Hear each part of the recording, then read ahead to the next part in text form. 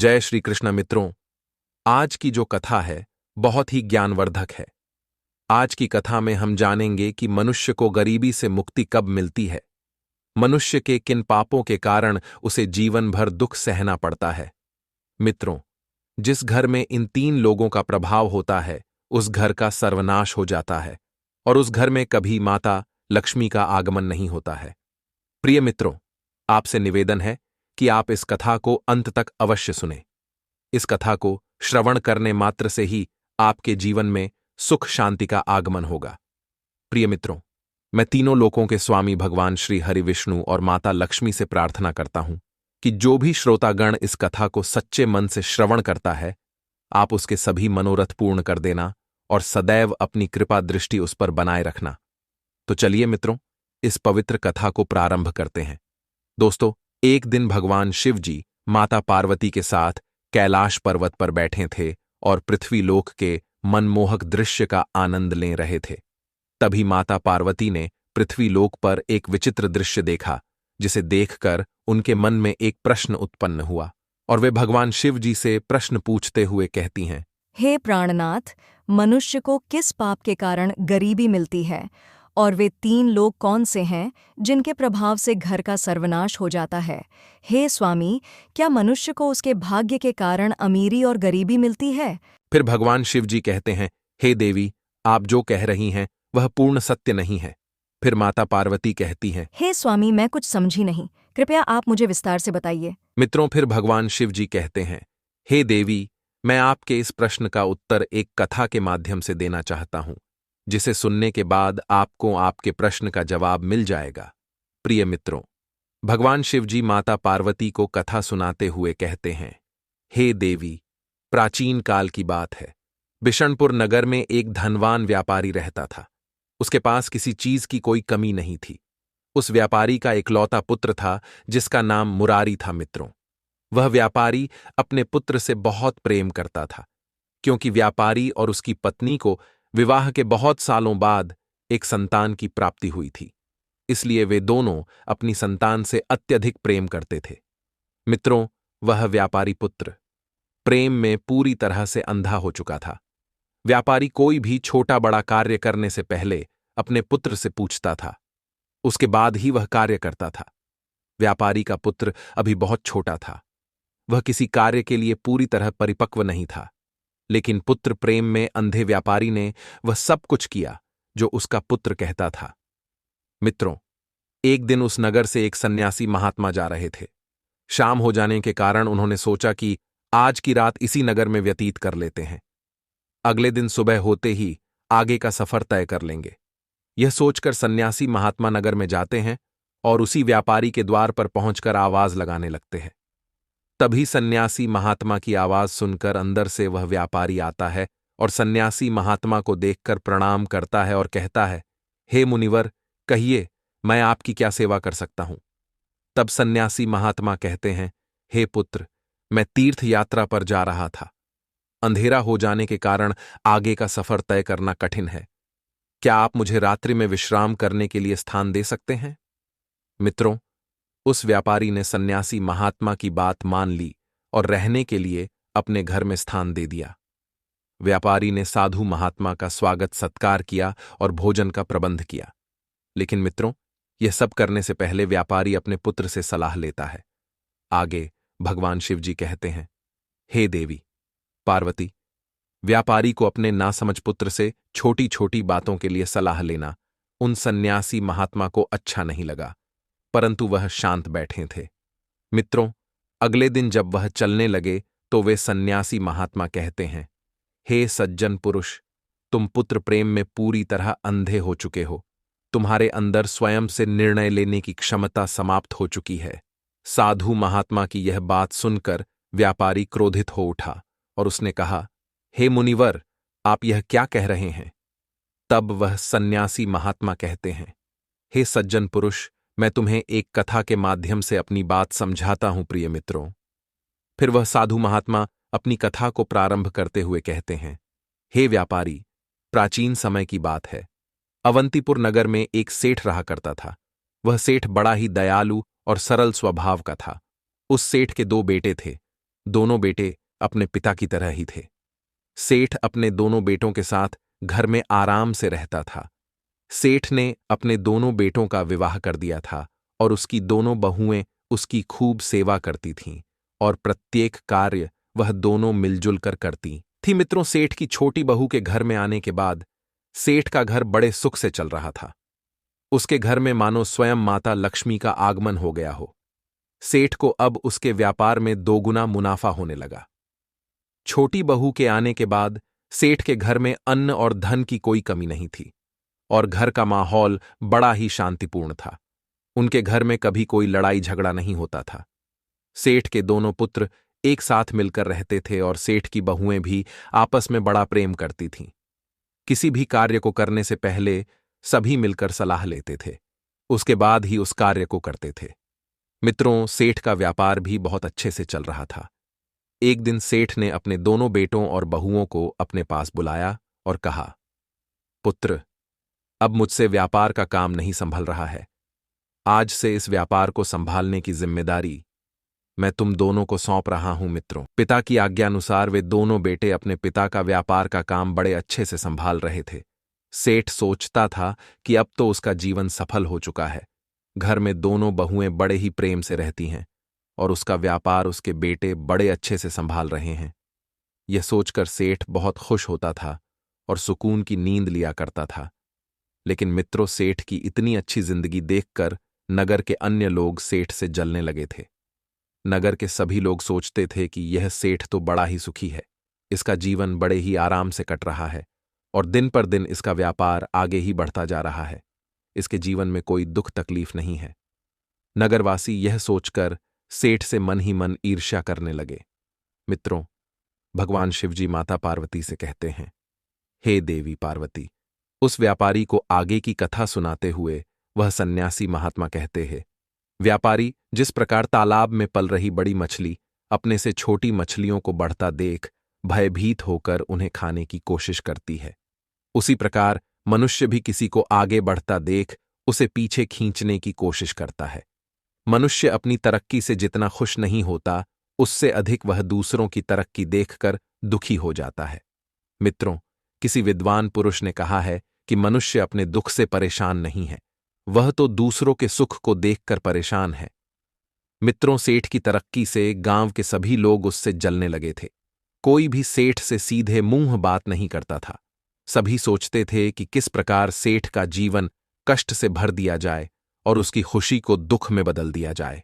यही सोचकर नगरवासी सेठ के प्रति षड्यंत्र रचते हैं और नगर के कुछ लोग सेठ के कुल पुरोहित के पास जाते हैं और कहते हैं, अरे पुरोहित जी, आप यहां इस प्रकार से दुखमय जीवन व्यतीत कर रहे हैं और वहां आपका धनी सेठ बड़े आराम से ऐशो आराम की जिंदगी व्यतीत कर रहा है, अपनी बहू के हाथों का स्वादिष्ट भोजन कर रहा है।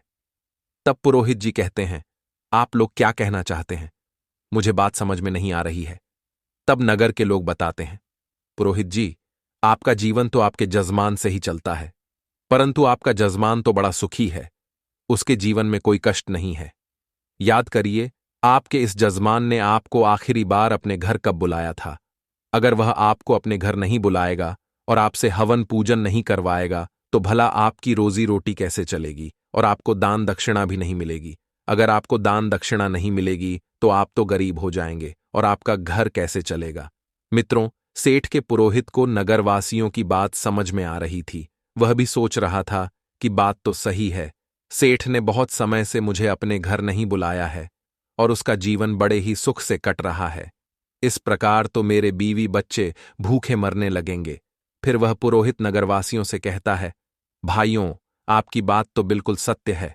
सेठ तो बड़ा धनवान बन चुका है, उसका व्यापार भी बहुत तेजी से आगे बढ़ रहा है। उसके दोनों पुत्र बड़ी मेहनत करते हैं और उसकी बहुएं मिलजुल कर बड़े प्रेम से अपना जीवन व्यतीत कर रही हैं।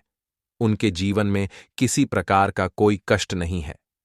तब नगर के लोग कहते हैं, पुरोहित जी, अगर आप अपना घर चलाना चाहते हैं और सुखीपूर्वक जीवन जीना चाहते हैं तो आपको कुछ ऐसा करना पड़ेगा जिससे आपके जजमान के जीवन में कुछ कष्ट आए, उसके घर में लड़ाई झगड़े हो, तभी वह आपको हवन पूजन के लिए अपने घर में बुलाएगा और आपको धन मिलेगा।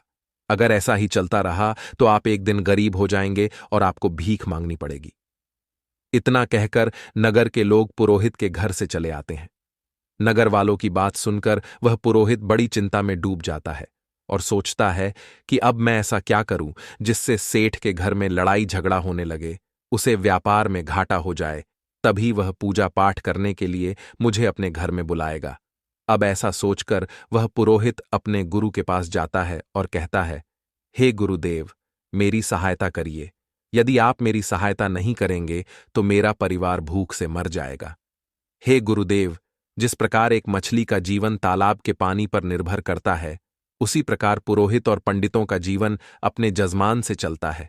अगर जजमान के घर में कोई दुख तकलीफ नहीं होगी और वह हमें नहीं बुलाएंगे तो हमारा जीवन कैसे चलेगा, हम धन कैसे अर्जित करेंगे, हम तो भूखे मर जाएंगे। यह सुनकर उसके गुरु कहते हैं, हे शिष्य, तुम चिंता मत करो, मुझे अपनी समस्या बताओ, मैं अवश्य ही उसका समाधान करूंगा। तब पुरोहित कहता है, हे गुरुदेव, मैं चाहता हूं कि सेठ के जीवन में कुछ कष्ट आने लगे, उसके घर में लड़ाई झगड़ा होने लगे, उसके व्यापार में कुछ कमी आ जाए, वह मुझे हवन पूजन के लिए अपने घर में बुलाए। मित्रों, पुरोहित की बातें सुनने के बाद उसके गुरु कहते हैं, हे शिष्य, सेठ के दिन आगे बढ़ने का कारण उसकी छोटी बहू है। वह भगवान विष्णु और माता लक्ष्मी की नित्य पूजा करती है, जिसके कारण उसके ऊपर स्वयं तीनों लोकों के स्वामी भगवान विष्णु और माता लक्ष्मी की कृपा दृष्टि बनी है। जब से वह सेठ के घर आई है, तभी से सेठ के घर में सब कुछ अच्छा हो रहा है और उसका जीवन सुखमय व्यतीत हो रहा है। ऐसी स्त्री जिस भी घर में रहती है, वह घर सदैव धन धान्य से परिपूर्ण रहता है और उस घर में किसी चीज की कोई कमी नहीं रहती है। तब पुरोहित कहता है, हे गुरुदेव, अगर ऐसा है तो इसका कोई रास्ता होगा जिससे सेठ के घर में क्लेश हो और उसे व्यापार में घाटा हो जाए। तब उसके गुरु कहते हैं, हे शिष्य, तुम चिंता मत करो, तुम्हें बस एक काम करना है। तुम सेठ के घर जाओ और उससे कहना कि सेठ जी, मुझे एक पीतल का लोटा दे दीजिए, और फिर तुम वह लोटा लेकर अपने घर में रख लेना। जब तुम ऐसा करोगे तो कुछ दिनों में ही सेठ को व्यापार में घाटा होने लगेगा और उसके घर में लड़ाई झगड़े होने लगेंगे। उसके दोनों बेटे आपस में झगड़ा करेंगे और उसका जीवन कष्टों से भर जाएगा। तब वह सेठ तुम्हें पूजा पाठ के लिए अपने घर अवश्य बुलाएगा। मित्रों, अपने गुरु की यह बात सुनने के बाद वह पुरोहित अपने गुरु का धन्यवाद करता है और फिर अपने घर वापस आ जाता है। अगले दिन सुबह होते ही वह स्नान ध्यान करने के बाद नगर की ओर चल देता है और अपने जजमान सेठ के घर जा पहुंचता है। सेठ के घर पहुंचने पर पुरोहित आवाज लगाता है। अंदर सेठ आराम कर रहा था। सेठ बाहर आकर देखता है तो वह अपने कुल पुरोहित को द्वार पर देखकर बहुत प्रसन्न होता है। सेठ उस पुरोहित का स्वागत करता है। फिर वह सेठ कहता है, पधारिए। पुरोहित जी, आज इतने दिनों बाद आपका हमारे घर कैसे आना हुआ? सब कुशल मंगल तो है? तब कुल पुरोहित कहता है, सेठ जी, सब कुशल मंगल हैं, बस यहां से गुजर रहा था तो सोचा आपसे मिलते चलूं। अब पुरोहित अपनी मीठी मीठी बातों में सेठ को फंसा लेता है और कुछ देर बाद पुरोहित कहता है, सेठ जी, पीने के लिए पानी ले आइए। पुरोहित की बात सुनकर सेठ पानी लाने के लिए जाने लगते हैं। तभी वह पुरोहित कहता है, सेठ जी, पीतल के लोटे में पानी लाना मित्रों। पुरोहित की बात सुनकर सेठ मुस्कुराते हुए कहता है, पुरोहित जी, जैसा आप कहें। इतना कहकर सेठ अंदर पानी लाने चला जाता है। मित्रों, सेठ की जो छोटी बहू थी वह बहुत बुद्धिमान और होशियार थी। उसे वास्तुशास्त्र का थोड़ा बहुत ज्ञान था। मित्रों, इधर सेठ जब पीतल के लोटे में पुरोहित के लिए पानी लेकर जाने लगते हैं, तभी सेठ की छोटी बहू अपने ससुर के पास भागी भागी आती है और कहती है, पिताजी, आप यह लौटा थोड़ी देर के लिए मुझे दे दीजिए, मैं इसे थोड़ी देर में लाकर आपको दे दूंगी। फिर वह सेठ अपनी छोटी बहू को वह लौटा देकर चला जाता है। इधर वह सेठ की छोटी बहू उस पीतल के लोटे का पानी निकालकर अपने घर में बंधी हुई गाय को पिला देती है और इसके बाद वह दोबारा से पानी भरकर अपने ससुर को दे देती है। अब सेठ वह पानी पुरोहित को दे देता है और कहता है, लीजिए पुरोहित जी, आप पानी पीजिए। यह देखकर पुरोहित मन ही मन बहुत खुश हो जाता है। पानी पीने के बाद पुरोहित कहता है, सेठ जी, आपका यह लौटा तो बहुत अच्छा है, इसे आप मुझे दे दीजिए।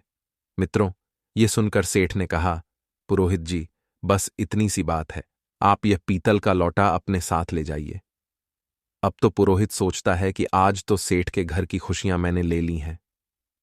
पुरोहित लौटा लेकर अपने घर लौट जाता है और उस लौटे को घर पर रखकर सोचता है कि कुछ दिनों में सेठ मुझे याद करेगा, क्योंकि उसके घर में क्लेश होने वाला है। उसका व्यापार समाप्त हो जाएगा, तब मैं पूजा पाठ करके उससे अच्छे पैसे मांग लूंगा। ऐसे विचार करके वह कुल पुरोहित मन ही मन बड़ा प्रसन्न हो रहा था। अब पुरोहित इंतजार करने लगता है कि कब सेठ का बुलावा आए और मैं जाकर सेठ के घर में पूजा पाठ करूं। प्रिय मित्रों, उस पुरोहित को इंतजार करते करते 20 दिन बीत जाते हैं। अब तो पुरोहित इंतजार करते करते थक चुका था। फिर एक दिन वह पुरोहित दोबारा अपने गुरु के पास जाता है और कहता है, हे गुरुदेव, आपके बताए अनुसार मैंने सेठ से पीतल का लौटा मांग लिया था, परंतु 20 दिन बीत चुके हैं और अभी तक सेठ ने मुझे कोई बुलावा नहीं भेजा है। वह तो बड़े आराम से और सुख से अपना जीवन व्यतीत कर रहा है। उसके घर में किसी प्रकार की कोई दुख तकलीफ नहीं है। यह सुनकर उसके गुरु आंखें बंद करके अपनी दिव्य दृष्टि से देखते हैं और कहते हैं, हे शिष्य, मैंने तुम्हें इस बात से अवगत कराया था कि सेठ की छोटी बहू बड़ी ही बुद्धिमान और होशियार है। उसे वास्तुशास्त्र का भी ज्ञान है। जब सेठ तुम्हारे लिए पानी लेकर आ रहा था, उसी समय सेठ की छोटी बहू ने अपने ससुर से वह लौटा लेकर उसमें का पानी अपने घर की गाय को पिला दिया था। इस कारण से सेठ के घर की खुशियां और सुख समृद्धि उसके घर में ही रह गईं। परंतु हे शिष्य, तुम चिंता मत करो, मैं कोई दूसरा उपाय खोजता हूं। थोड़ी देर बाद पुरोहित का गुरु कहता है, हे शिष्य, अब आपको सेठ के घर जाना है और उससे उसकी गाय मांगकर अपने घर ले आना। मित्रों, हमारे हिंदू धर्म में गाय को पूजनीय और मां लक्ष्मी का स्वरूप माना गया है। जिस घर में गाय का निवास होता है, उस घर में सुख समृद्धि सदैव बनी रहती है। मित्रों, फिर उस पुरोहित का गुरु कहता है, हे शिष्य, जैसे ही तुम उस सेठ की गाय को अपने घर लेकर आओगे, उसके कुछ ही दिनों बाद सेठ के घर में दुख तकलीफ आना शुरू हो जाएगी और तब सेठ आपको निमंत्रण अवश्य भेजेगा। अब वह कुल पुरोहित एक बार फिर प्रसन्न हो जाता है और वह अपने गुरु को धन्यवाद कहकर अपने घर वापस आ जाता है। घर पहुंचकर वह सोचता है कि कल सुबह होते ही मैं सेठ के घर जाऊंगा और उससे उसकी गाय मांग लूंगा। उसके बाद मैं देखूंगा कि सेठ कैसे इतना सुखी रहता है। अगले दिन सुबह उठकर वह पुरोहित स्नान करके सबसे पहले सेठ के घर पहुंच जाता है। सेठ अपने घर का दरवाजा खोलता है और देखता है कि पुरोहित आया हुआ है। सेठ उसे अंदर ले जाता है और स्वादिष्ट भोजन कराता है। इसके बाद सेठ पूछता है, बताइए पुरोहित जी, आज आपका कैसे आना हुआ? फिर वह पुरोहित कहता है, सेठ जी, मैं इस समय बहुत तकलीफ में हूं। दरअसल मेरे घर पर जो गाय है, उसने दूध देना बंद कर दिया है और मेरे बच्चे को दूध नहीं मिल रहा है। अभी मेरा बच्चा बहुत छोटा है, उसके लिए दूध की बहुत आवश्यकता है। इसीलिए मैं आपसे सहायता लेने आया हूं। अगर आप मुझे अपनी गाय दे देंगे तो आपकी बड़ी कृपा होगी। पुरोहित की ऐसी दुख भरी बातें सुनकर सेठ सोचता है, चलो कोई बात नहीं, ये हमारे कुल पुरोहित हैं। अगर हम इनका भला करते हैं तो यह पुण्य का काम होगा और मुझे एक ब्राह्मण को गौदान करने का पुण्य मिलेगा। ऐसा सोचकर सेठ कहता है, पुरोहित जी, आप चिंता ना करें, हम आपको अपनी गाय दे देंगे। इतना कहकर सेठ गाय को लेने के लिए जाता है और गाय को लेकर पुरोहित को देने के लिए चल देता। तभी सेठ की छोटी बहू आकर सेठ को रोक लेती है और कहती है, पिताजी, आप इस गाय को लेकर कहाँ जा रहे हैं? सेठ बताता है, बेटी, हमारे कुल पुरोहित आए हैं और उनकी गाय दूध नहीं दे रही है, इसलिए वह हमारी गाय लेना चाहते हैं। मैं यह गाय उन्हें देने के लिए ले जा रहा हूं। तब सेठ की छोटी बहू कहती है, पिताजी आप कुछ देर ठहरिए, मैं अभी आती हूं। फिर वह अंदर जाती है और एक कटोरी में रंग लेकर आती है और गाय की सींग पर लगा देती है और उस बचे हुए रंग को मंदिर के पास रख देती है। फिर वह अपने ससुर से कहती है, पिताजी, अब आप जाइए और इस गाय को पुरोहित जी को दे दीजिए। इसके बाद सेठ गाय को लेकर पुरोहित जी के पास जाता है और कहता है, लीजिए पुरोहित जी, यह रही आपकी गाय, आज से यह आपकी हुई, इसे ले जाइए और अपने बच्चे को दूध पिलाए। गाय को देखकर पुरोहित मन ही मन बहुत प्रसन्न होता है और उसे लेकर तुरंत अपने घर के लिए निकल पड़ता है। अब तो अपने घर पहुंचकर वह गाय को बांध देता है और सोचता है कि सेठ बहुत जल्दी उसे अपने घर पूजा पाठ करने के लिए बुलाएगा, क्योंकि उसका जीवन जल्दी ही दुखों से घिरने वाला है। अब वह कुल पुरोहित सेठ के बुलावे का इंतजार करने लगता है और इंतजार करते करते वह थक जाता है।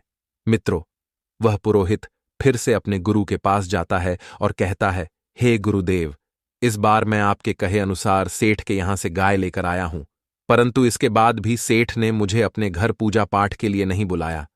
सेठ का जीवन अभी भी बड़े ही सुख से कट रहा है। उसके घर में किसी प्रकार का कोई दुख नहीं है। ये सुनकर पुरोहित के गुरु ने एक बार फिर अपनी आंखें बंद कीं और अपनी दिव्य दृष्टि से देखकर कहते हैं, हे शिष्य, उस सेठ की छोटी वाली बहू बहुत ही ज्यादा चालाक है। हमने जितना सोचा था वह उससे भी ज्यादा चालाक है। वह सारी विद्या जानती है। सेठ की बहू बड़ी ही बुद्धिमान है। जब तुम सेठ से गाय मांगने गए थे, तब उसने गाय की सींग में रंग लगाकर बचे हुए रंग को मंदिर के पास रख दिया था, जिसके कारण सुख समृद्धि उसके घर में ही रह गई। यह बात सुनकर पुरोहित बहुत निराश हो जाता है। वह सोचता है कि जब तक यह छोटी बहू रहेगी, तब तक सेठ का जीवन सुख समृद्धि से भरा रहेगा। पुरोहित कहता है, हे गुरुदेव, अब मुझे क्या करना चाहिए? तब साधु महाराज कहते हैं, हे शिष्य, अब तुम सेठ के घर जाओ और सेठ से किसी तरीके से वह रंग की कटोरी मांगकर अपने घर ले आओ। मित्रों, अपने गुरु के कहे अनुसार वह पुरोहित सेठ के घर जाता है और सेठ से बहाना बनाकर रंग से भरी कटोरी मांग लेता है। सेठ कटोरी लाने के लिए अंदर चला जाता है। मित्रों, इधर सेठ की छोटी बहू पहले ही उस रंग से भरी कटोरी को खाली करके उसमें दूसरा रंग भर देती है। जब उसका ससुर पुरोहित के कहने पर रंग से भरी कटोरी लेने जाता है, तो उसकी छोटी बहू वही कटोरी अपने ससुर को दे देती है। मित्रों, फिर वह सेठ रंग से भरी कटोरी लाकर पुरोहित को दे देता है। रंग से भरी कटोरी लेकर पुरोहित जी मुस्कुराते हुए अपने घर के लिए निकल पड़ते हैं और घर पर जाकर वह सोचते हैं, अब तो सेठ मुझे बहुत जल्दी याद करेगा। अब सेठ की राह देखते देखते उस कुल पुरोहित को कई महीने बीत जाते। इंतजार करते करते पुरोहित थक जाता है और एक बार फिर वह अपने गुरु के पास जाता है और कहता है, हे गुरुदेव, आपने जैसा कहा था मैंने वैसा ही किया, लेकिन उसके बाद भी वह सेठ अभी भी अपना जीवन बड़े आराम से जी रहा है। उसके जीवन में कोई दुख नहीं है। अब तो उसका व्यापार पहले से भी ज्यादा बड़ा हो गया है। मित्रों, पुरोहित के गुरु ने फिर से एक बार अपनी आंखें बंद किया और अपनी दिव्य दृष्टि से देखते हुए पुरोहित को बताते हैं, हे शिष्य, अब हमें लगता है कि वह छोटी बहू जब तक उसके घर में रहेगी, तब तक तुम उस सेठ का कुछ भी नहीं बिगाड़ सकते। आपको रंग से भरी कटोरी देने से पहले उसकी बहू ने उसमें से वह रंग निकाल लिया था जो उसने गाय को लगाया था, जिसके कारण सुख समृद्धि और धन का सुख उसके पास ही रह गया। अब आपको कुछ भी करके सेठ की छोटी बहू को उसके घर से निकालना पड़ेगा। अगर आपने एक बार छोटी बहू को घर से निकाल दिया, तो फिर सेठ के जीवन में कष्ट ही कष्ट आ जाएंगे और उसका जीवन दुखों से घिर जाएगा। मित्रों, अपने गुरु की यह बात उस पुरोहित को भी समझ में आ गई कि छोटी बहू के रहते वह सेठ का कुछ नहीं कर सकता। इसलिए वह अपने घर जाता है और सेठ के घर से उसकी छोटी बहू को निकालने का उपाय ढूंढने लगता है। अगली सुबह कुल पुरोहित सेठ के घर जाता है और बड़ी ही चिंतित अवस्था में जाकर सेठ के पास बैठ जाता है। पुरोहित को इस प्रकार से चिंतित देख सेठ पूछता है, क्या बात है पुरोहित जी, आज आप इतना चिंतित क्यों हैं? मित्रों, सेठ की यह बात सुनकर पुरोहित कहता है, सेठ जी, आपके ऊपर संकट के बादल मंडरा रहे हैं। आप पर बहुत भयानक संकट आने वाला है। यदि आप इस संकट से बाहर नहीं निकल पाए तो सब कुछ बर्बाद हो जाएगा। आपका जीवन दुखों से घिर जाएगा। आपके बेटों को व्यापार में बहुत बड़ा नुकसान होने वाला है और आपके घर में बहुत बड़ी विपत्ति आने वाली है। कुल पुरोहित की ऐसी बातें सुनकर वह सेठ घबरा जाता है और बहुत चिंतित हो जाता है। फिर सेठ कहता है, पुरोहित जी, यह आप क्या कह रहे हैं? आप हमें बताइए, क्या इस संकट से बचने का कोई उपाय है? आप तो हमारे कुल पुरोहित हैं। आप जो भी कहेंगे हम अवश्य करेंगे। फिर पुरोहित समझ जाता है कि यह सेठ उसके जाल में फंस चुका है। पुरोहित आगे कहता है, सेठ जी, आपकी छोटी बहू आपके ऊपर बहुत बड़ा खतरा है। जब तक वह इस घर में रहेगी आप पर संकट बना रहेगा। इसलिए मैं तो कहता हूं कि आप अपनी छोटी बहू को अपने घर से निकाल दीजिए, क्योंकि उसी के कारण आप पर और आपके सारे परिवार पर इतना बड़ा संकट आने वाला है। पुरोहित की ये बातें सुनकर सेठ को पहले तो यकीन नहीं होता, लेकिन पुरोहित के बार बार कहने पर सेठ को उस पुरोहित की बातों पर विश्वास हो जाता है और वह कहता है, पुरोहित जी, आप जैसा कहेंगे मैं वैसा ही करूंगा। आप बताइए कि मुझे अपनी बहू को घर से कब निकालना है। फिर वह पुरोहित कहता है, सेठ जी, आप तुरंत कुछ भी करके अपनी बहू को घर से बाहर निकाल दीजिए। इतना कहकर वह पुरोहित मन ही मन मुस्कुराते हुए अपने घर चला जाता है और इधर सेठ बहुत उदास हो जाते हैं और वे सोचते हैं कि मेरी बहू तो बड़ी ही अच्छे स्वभाव की है, मेरी इतनी सेवा करती है, मैं उसे अपने घर से कैसे निकालूं। फिर सेठ जी सोचते हैं कि वह मेरे और परिवार के सदस्यों के लिए संकट भी है और उसके कारण मैं अपने परिवार पर विपत्ति नहीं आने दे सकता। यह विचार करके सेठ अपनी छोटी बहू के पास जाते हैं और दुखी मन से अपनी छोटी बहू से कहते हैं, बहू, आज ही तुम इस घर से निकल जाओ। तुम्हारा इस घर में रहना अब सही नहीं है। तुम्हारे कारण हमारे घर में विपत्ति आने वाली है। वह अपने ससुर की ऐसी बातें सुनकर घबरा जाती है। मित्रों, किंतु वह सब समझ जाती है कि जरूर यह उस दुष्ट पुरोहित का रचा हुआ षड्यंत्र है। फिर वह बहू कहती है, ठीक है पिताजी, अगर आप यही चाहते हैं तो मैं इस घर को छोड़कर चली जाती हूं। फिर अपनी पत्नी को घर छोड़कर जाता हुआ देख सेठ का छोटा पुत्र भी कहता है, पिताजी, अगर मेरी पत्नी इस घर में नहीं रह सकती तो मैं भी नहीं रहूंगा। मैं भी अपनी पत्नी के साथ घर छोड़कर जा रहा हूं। अब वह पति पत्नी दोनों सेठ का घर छोड़कर शहर चले जाते हैं और एक किराए के छोटे से मकान में रहने लगते हैं। मित्रों, सेठ का छोटा बेटा बहुत ईमानदार और मेहनती था। कुछ दिन बाद वे उस शहर में अपना नया व्यापार शुरू करते हैं और धीरे धीरे उनकी मेहनत और ईमानदारी के कारण उनका व्यापार बढ़ने लगता है और छोटा पुत्र और उसकी पत्नी दोनों बड़े धनवान हो जाते हैं। वे शहर में अपना खुद का मकान भी खरीद लेते हैं। इधर सेठ का घर उस पुरोहित के कारण बर्बाद होता जा रहा था। घर में लड़ाई झगड़े होने लगे थे। सेठ का बड़ा बेटा व्यापार पर बिल्कुल ध्यान नहीं दे रहा था। सेठ का बड़ा बेटा नगर के लड़कों के साथ बुरी संगति में फंसकर खूब धन दौलत खर्च करता, सारा दिन अय्याशी करता, इधर उधर नगर में घूमता रहता था और कुल पुरोहित पूजा पाठ के बहाने दक्षिणा में सेठ से बहुत सारा धन लेकर अपने घर जाता था। धीरे धीरे सेठ की जमा पूंजी खत्म हो गई और उसका व्यापार भी बंद हो गया। यह सब देखकर सेठ की हालत बहुत खराब हो चुकी थी। सेठ के घर में खाने पीने के लिए भी कुछ नहीं बचा था। नगरवासी सेठ की यह हालत देखकर बहुत खुश थे। सेठ को देखकर नगर के लोग सेठ का मजाक उड़ाते और ताने मारते। अपनी ऐसी हालत देखकर सेठ को अपने ऊपर क्रोध आने लगा और वह आत्महत्या करने के लिए नदी की ओर जाने लगा। तभी रास्ते में उसे एक संत महात्मा मिलते हैं। उन महात्मा के मुखमंडल पर दिव्य तेज था। ललाट पर चंदन का टीका लगा हुआ था। बड़े बड़े केश थे। संत महात्मा को अपने सामने देख वह सेठ प्रणाम करता है और दुखी होकर आगे बढ़ जाता है। तभी वह महात्मा कहते हैं, हे पुत्र, ठहरो, क्या बात है? तुम इतना चिंतित क्यों हो? संत महात्मा की बात सुनकर सेठ अपना सारा वृतांत महात्मा को सुना देता है। मित्रों, सेठ की बात सुनकर वह तेजस्वी संत महात्मा समझ जाते हैं कि असली बात क्या है।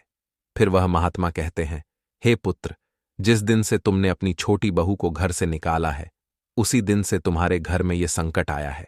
तुम्हारी छोटी बहू के ऊपर माता लक्ष्मी की कृपा दृष्टि है। वह भगवान की नित्य पूजा करती है। उसी की वजह से तुम्हारे घर में सुख समृद्धि थी। मित्रों, संत महात्मा की यह बात सुनकर सेठ तुरंत शहर जाता है और अपने छोटे पुत्र के घर जाकर अपनी लक्ष्मी स्वरूप बहू से क्षमा मांगता है। बहू, मुझे माफ कर दो। मैंने पुरोहित की बातों में आकर तुम्हें घर से निकाल दिया, लेकिन तुम तो साक्षात लक्ष्मी हो। जब तक तुम मेरे घर में थी तब तक घर में सुख शांति बनी रही, और जब से तुम घर छोड़कर गई हो, घर में गृह क्लेश हो रहे हैं, लड़ाई झगड़ा हो रहे हैं, सारा व्यापार बंद हो चुका है। ससुर की यह बात सुनकर छोटी बहू कहती है, पिताजी आप चिंता मत करिए, मैं अभी अपने घर लौटती हूं। यह भी मेरा घर है और वह भी मेरा घर है। मैंने पहले से ही जान लिया था कि पुरोहित ने हमें घर से बाहर करने के लिए षड्यंत्र रचा है। मित्रों, इस संसार में बहुत से लोग होते हैं जो दूसरों की खुशियों से जलते हैं और उन्हें बर्बाद करना चाहते हैं, लेकिन यह हमारे ऊपर निर्भर करता है कि हम किसकी बातों में आते हैं, कैसे निर्णय लेते हैं और अपने घर को कैसे चलाते हैं। अगर हम गलत लोगों की बातों में आकर अपने ही घर को तोड़ेंगे तो अवश्य हमारे घर का नाश हो जाएगा और हमारी स्थिति दयनीय हो जाएगी। मित्रों, उसके बाद सेठ अपनी छोटी बहू और बेटे को लेकर अपने घर लौट जाता है। बहू घर आती है और उसके कुछ दिन बाद सेठ फिर से तरक्की करने लगता है। सेठ का व्यापार फिर से चलने लगता है और उसके घर में पहले जैसी खुशियां वापस आ जाती हैं। मित्रों, आगे सन्यासी महात्मा व्यापारी से कहते हैं, हे सज्जन पुरुष, आज मैं आपसे जो कहने जा मेरी बात को ध्यान से सुनिए। जिस घर में इन 3 लोगों की चलती है, उस घर का विनाश तय है। यह सुनकर व्यापारी कहता है, हे मुनिवर, वह 3 लोग कौन हैं? तब सन्यासी महात्मा कहते हैं, हे सज्जन पुरुष, जिस घर में अहंकारी और दुष्ट स्वभाव के बालक की बात घर में मानी जाती है, उस घर का निश्चित ही सर्वनाश हो जाता है।